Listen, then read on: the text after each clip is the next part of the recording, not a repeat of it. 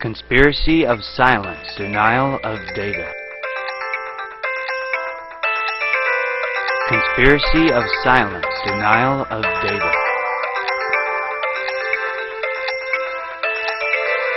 Conspiracy of silence, denial of data.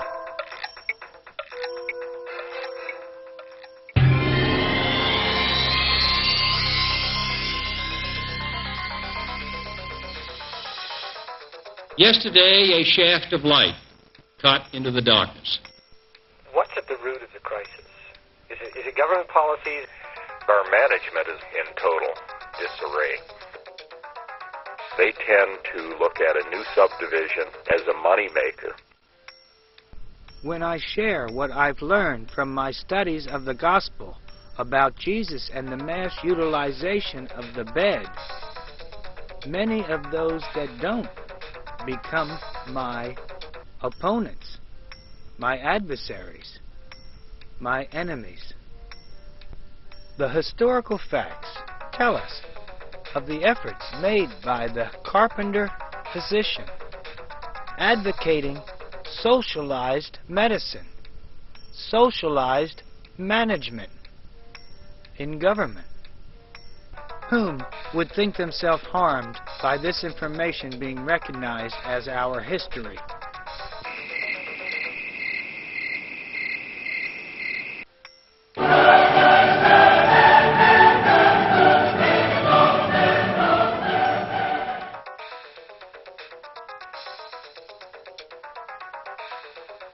As long as you can trust human beings to not fail in their operation.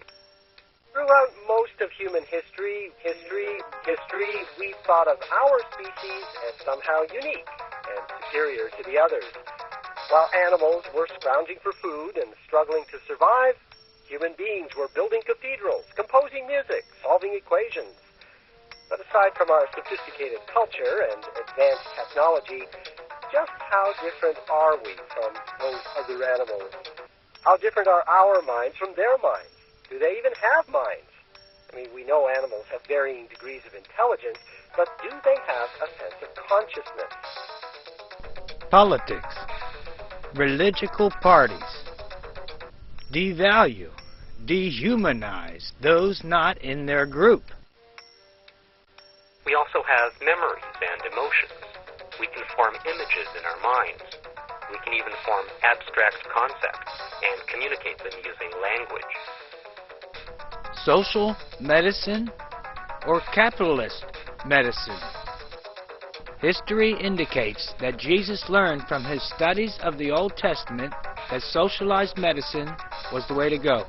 My thought about consciousness is that it isn't one single solitary capacity, but it's made up of a variety of things. Being aware of sensations and perception is one. Paying attention is another.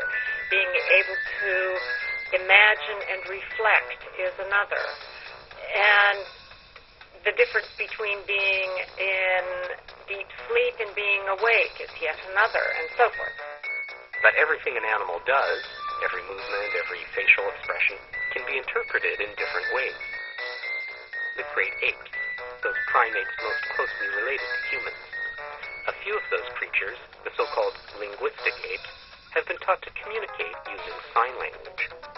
But just what have we learned from those studies? Professor Terrace has spent more than 30 years working with the linguistic apes. He says those animals did learn a large vocabulary of signs, but he says they were only using those signs to get rewards from their trainers.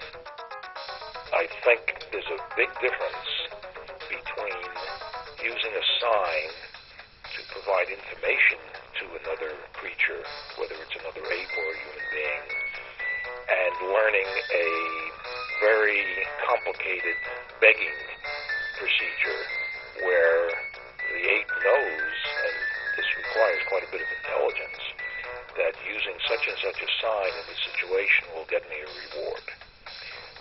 The difference is demanding something by some general purpose signs or an interest in telling me, oh, there is Sally over there, just for the sake of saying, there is Sally over there. that's what children do by their third year, and that's what apes don't do.